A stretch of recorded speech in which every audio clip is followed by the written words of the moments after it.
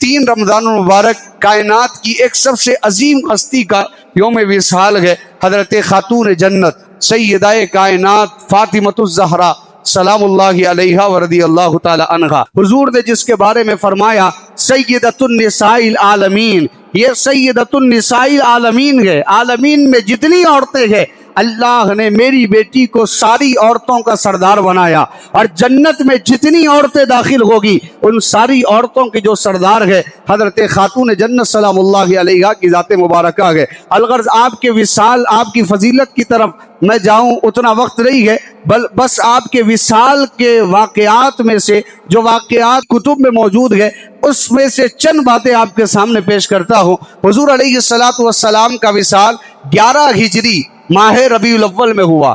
آپ نے 53 ایئرس میں آپ نے ہجرت فرمائی، 53 سال میں آپ نے ہجرت فرمائی، اور 10 سال آپ مدینہ منورہ میں رہے، یعنی 63 سال میں آپ کا ظاہری وصال ہوا۔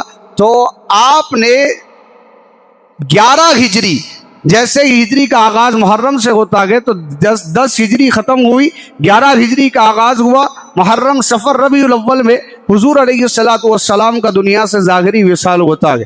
اور جب حضور کا وصال ہوا، اس وصال کے 6 مہینے کے بعد 11 ہجری کے رمضان المبارک میں حضرت سیدہ فاطمۃ الزہرا سلام اللہ علیہا کا وصال ہوتا ہے۔ 6 مہینے میں حضور علیہ السلام کے وصال کے بعد آپ کی شہزادی کا وصال ہوا، اور وصال کی وجہ کیا بنی؟ حضور کا جب وصال ہوا تو ہر لمحہ ہر وقت سیدہ کائنات غمگین رہا کرتی تھی۔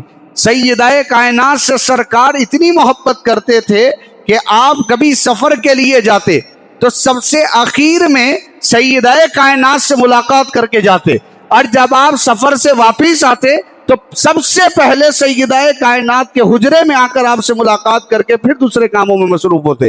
اتنی محبت اپنی بیٹی سے حضور فرماتے، اور آپ کی شہزادی بھی اس درجے کی محبت اپنے بابا جان سے فرمایا کرتی۔ الغرض حاضرین محترم، جب حضور کا وصال ہوا ظاہری وصال، تو اس کے بعد حضور علیہ السلام کے وصال کا غم سیدہ کائنات کے دل پر اتنا بوجھ ہو گیا کہ آپ ہمیشہ روتے ہی رہتی، اس غم میں ہی مبتلا رہتی، اور ہمیشہ اپنے بابا جان کو یاد کرتی۔ دوسری جو شہزادیاں گئے وہ رسول اللہ کی حیات میں ان کا وصال ہوا، اور سیدہ کائنات کی یہ خاصیت ہے کہ حضور کا وصال آپ کی زندگی میں ہوا، اور آپ نے وہ حضور کے وصال کے درد کو، تکلیف کو جھیلا۔ اور سرکار کا جب وصال ہوا، یہ تو شہزادی ہے، حضور کے وصال کے بعد حضرت بلال حبشی کا یہ حال تھا، آپ نے مدینہ منورہ چھوڑ دیا اور کہا کہ اب بلال مدینے میں مسجد نبوی میں اذان نہیں پڑے گا۔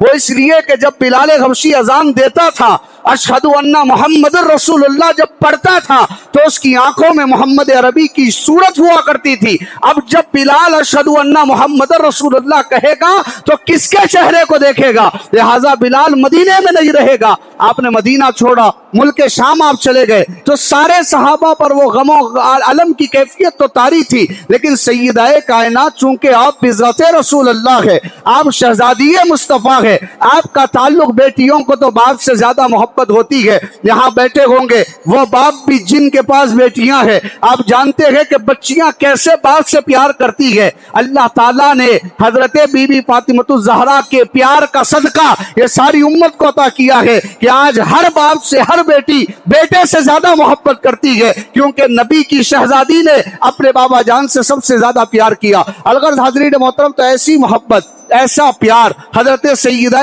کائنات فاطمۃ الزہرا نے اپنے بابا جان سے کیا کہ غم میں رہتی، مسکراتی نہیں، تکلیف میں رہتی، علم میں رہتی۔ جب مولا علی آتے کھانے پینے کے لیے پوچھتے تو وہ طبیعت نے ایسا گوارا کی نہ کیا کہ آپ اپنے پیٹ بھر کے کبھی زندگی میں کھانا کھائے، اور وصال کے بعد تو بالکل فقر و فاقے کے ساتھ، روزوں کے ساتھ آپ نے اپنی زندگی کو شروع کیا۔ لیکن کبھی کبھی دسترخوان پر حسنین کریمین کے لیے کہ بچے میری وجہ سے نہیں کھائیں گے، ان کی فکر کرتے ہوئے آپ دسترخوان پر بیٹھ جایا کرتی تھی۔ حضرت بی بی فاطمۃ الزہرا کے یہی لمحات، یہی ایام، اسی میں آپ غم و علم میں رہا کرتی۔ لیکن جیسے کہ رمضان المبارک کی 1 تاریخ ہوئی، حضرت بی بی فاطمۃ الزہرا سلام اللہ علیہا دوسرے دن صبح اٹھتی ہے، اور آپ کے چہرے پر بحالی نظر آتی ہے اور آپ خوش ہو کر خود غسل فرما کر گھر میں پورا کام آپ اکیلی کرتی ہے۔ حضرت اسماء بنت امیس بھی ہے،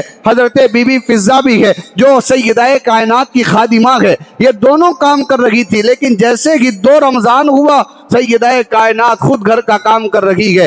آپ نے حضرات حسنین کریمین کے کپڑے بھی دھو دیے اور ان کے لیے کھانا اور روٹیاں بھی تیار کر دی۔ مولا علی مشکل کشا جب گھر تشریف لائے، حضرت بی بی فاطمہ الزہرا کو دیکھ کر پوچھتے گئے، فاطمہ کیا بات ہے؟ آج چہرے کی رونق بدلی ہے، چہرہ کھلا کھلا نظر آتا ہے، کیا بات ہے؟ آج مجھے بڑی خوشی ہو رہی ہے، 6 مہینے سے میں نے یہ کیفیت تمہاری کبھی نہیں دیکھی، آج بڑی خوش نظر آتی ہو، کیا بات ہے؟ حضرت سیدہ کائنات نے مولا علی کو بٹھا کر کہا، علی بات یہ ہے، رات میں سو رہی تھی، خواب میں مجھے میرے بابا جان کی زیارت ہوتی ہے، محمد عربی صلی اللہ علیہ وسلم تشریف لاتے ہیں، حضور خواب میں تشریف لا کر ارشاد فرماتے ہیں، میں نے پوچھا بابا جان آپ کہاں گئے؟ مجھے چھوڑ کر آپ چلے گئے اور میں آپ کے فراق میں، آپ کی یاد میں، آپ کو دیکھنے کے لیے بے چین و بے قرار رہا کرتی ہوں، آپ میرے وہ بابا جان ہے، آپ کو دیکھے بغیر میرا دن نہیں جاتا تھا، آج کئی زمانہ گزر گیا لیکن بابا آپ نے مجھ پر کرم نہیں فرمایا، آپ کہاں گئے؟ حضور فرماتے ہیں کہ میری بیٹی میں بھی تیرے فراق میں روتا ہوں، میں بھی تجھے یاد کرتا ہوں، اب ہماری یہ جدائی کے یہ فاصلے ختم ہونے والے ہیں، اب تم مجھ سے ملاقات کرنے والی ہو، میں تمہارے انتظار میں ہوں، اب تم جلد مجھ سے ملاقات کرنے والی ہو۔ حضرت بی بی فاطمہ فرماتی ہے کہ جب میں نے بابا سے یہ بات سنی مجھے یقین ہو گیا کہ اب میرے دنیا سے جانے کے آخری لمحات آ چکے ہیں، میں کل یا پرسوں اب کچھ لمحات میں میں اس دنیا سے جانے والی ہوں، اس لیے میں نے حضرات حسنین کے کپڑوں کو دھو دیا کہ کل جب میں دنیا سے چلی جاؤں گی تو میرے ناس کے پالوں کے کپڑے کون دھوئے گا، اور میں نے ان کے لیے روٹیاں بنا دی کہ کل میں جاؤں گی تو تم تجہیز و تکفین میں اور مجھے دفن کرنے کے معاملات میں، جنازے کے معاملات میں مصروف رہو گے تو تمہیں روٹی بنا کر کون دے گا، اس لیے میں نے سارا انتظام کر دیا ہے۔ جب مولا علی نے یہ بات سنی رونے لگے اور کہا فاطمہ یہ باتیں مت کرو، ابھی سرکار کے وصال کا غم میرے دل سے ختم نہیں ہوا، اور ایک غم کی تم بات کر رہی ہو، تمہارے بغیر میری زندگی کیسے ہوگی؟ یہ دیکھیے کیسی محبتوں کی داستان ہے، کیسی محبتوں کی داستان ہے اہل بیت رسول کی زندگی، جہاں پر شوہر اور بیوی کی بھی محبت دیکھیے، ماں اور بیٹوں کی بھی محبت دیکھیے، بیٹی اور باپ کی بھی محبت دیکھیے۔ الغرض مولا علی روئے تو مولا علی سے سیدہ نے فرمایا علی یہ رونے کا وقت نہیں ہے، میں کچھ وصیتیں کر رہی ہوں، یہ وصیتیں یاد رکھنا اور ان وصیتوں پر عمل کرنا۔ مولا نے فرمایا وصیت فرمائیے۔ آپ نے پہلی وصیت فرمائی، اے علی اگر میری طرف سے تمہیں کچھ تکلیف پہنچی ہو تو مجھے معاف کر دینا۔ دوسری وصیت یہ ہے کہ میرے بعد میرے بچوں کا خیال رکھنا۔ تیسری وصیت یہ ہے کہ میرا جنازہ رات کی تاریکی میں اٹھانا، کیونکہ میری زندگی میں کبھی میری قد و قامت کو کسی دنیا والے نے نہیں دیکھا، میں چاہتی ہوں کہ میرے جنازے پر بھی کسی کی نظر نہ پڑے۔ یہ تیسری وصیت فرمائی۔ اور چوتھی وصیت یہ ہے کہ علی مجھے بھول نہ جانا، میری قبر پہ آتے رہنا، مجھے بھول نہ جانا، علی مجھے بھولنا مت، میری قبر پر آتے رہنا۔ یہ 4 وصیتیں فرمائی۔ مولا نے کہا سیدہ آپ نے وصیتیں کی، اس کے مطابق میں عمل کروں گا۔ اس کے بعد مولا علی سے سیدہ کائنات نے فرمایا کہ حضرات حسنین کریمین کو جنت البقیع کی طرف آپ بھیج دیجئے، مجھے غسل فرمانا ہے اور باقی معاملات ہے۔ مولا علی حضرات حسنین کریمین کو لے کر چلے جاتے ہیں مسجد نبوی۔ اب سیدہ کائنات حضرت اسماء بنت امیس آپ کی خادمات سے کہتی ہے غسل کے لیے پانی تیار کرو، اچھی طرح آپ غسل فرماتی ہے۔ آپ نے خود غسل فرمایا اور صاف ستھرا لباس پہن لیا اور اپنی خادمات سے کہا کہ دروازے پر کھڑے ہو جانا، اندر نہیں آنا، اگر میں آواز نہ دوں کچھ دیر کے بعد اندر سے آواز نہ آئے تو سمجھ جانا کہ میں اللہ سے ملاقات کر چکی ہوں، لیکن میری اجازت کے بغیر اندر نہیں آنا۔ حضرت اسماء بنت امیس دروازے پر کھڑی ہے، حضرت سیدہ کائنات اندر مصلی بچھا کر اللہ کی بارگاہ میں آخری دعائیں کر رہی ہے، سجدے کر رہی ہے۔ حضرت اسماء بنت امیس فرماتی ہے میں دروازے پر کھڑے ہوئے یہ سن رہی تھی، میں نے دیکھا جب اندر سے زارو قطار رونے کی آواز آ رہی ہے تو میں نے پردہ ہٹایا اور جھانک کر میں نے چاہا کہ سیدہ کے کلمات کو سنوں، تو میں نے سنا کہ سیدہ کائنات اللہ سے دعائیں کر رہی ہے، اور ان دعاؤں میں، ان فریادوں میں ایک فریاد یہ تھی کہ آپ فرما رہی ہے کہ اے اللہ تجھے میرے بابا اور میرے اس فراق کا واسطہ اور میرے جانے کے بعد جو تکلیف علی کو ہوگی اس درد اور تکلیف کا واسطہ، اور اس پر جو حضرات حسنین کریمین اور علی صبر کریں گے اس صبر کا واسطہ، اے اللہ میرے بابا جان کی امت کے گناہگاروں کے ساتھ مولاۃ الرحم کا معاملہ فرما، اور میرے بابا کی امت کے عاصیوں کو تو بخش دے۔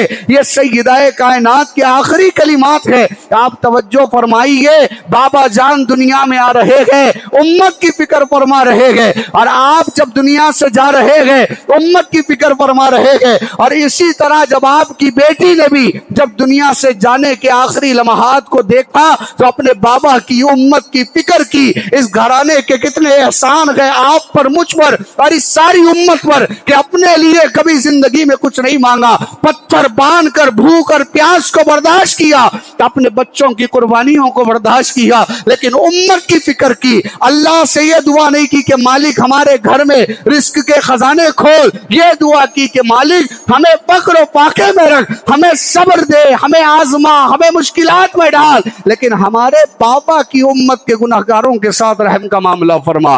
یہ فاطمۃ الزہرا سلام اللہ علیہا گئے۔ حاضرین محترم، تو ہمیں بھی چاہیے کہ ان بزرگوں کی سیرت کو پڑھے، ان کی تعلیمات کو دیکھے، رسول اللہ کی تربیت کا نتیجہ کہ رسول اللہ نے ایسی تربیت فرمائی اپنی بیٹی کی کہ ہر لمحہ قوم کی فکر ہے، امت کی فکر ہے، انسانوں کی فکر ہے، انسانیت کی فکر ہے۔ یہ ہے رسول اللہ کی شہزادی۔ اب آپ سے یہ سوال ہے، اتنا ہم سے پیار کرنے والوں سے کیا ہم نہیں پیار کریں گے؟ اتنا ہم سے محبت کرنے والوں سے کیا ہم محبت نہیں کریں گے؟ جبکہ قرآن چاہتا ہے ان سے پیار کیا جائے۔ قُلْ لَا أَسْأَلُكُمْ عَلَيْهِ أَجْرًا إِلَّا الْمَوَدَّةَ فِي الْقُرْبَى۔ اس آیت کریمہ کی تفسیر میں حضرت عبداللہ بن عباس فرماتے ہیں، ہم نے سرکار سے پوچھا کہ یا رسول اللہ قربا سے کون مراد ہے، قرابت داروں سے کون مراد ہے؟ حضور نے فرمایا علی، فاطمہ، حسن اور حسین اس قربا سے مراد ہے۔ ان کی محبت کو اللہ نے ساری امت پر واجب کیا ہے۔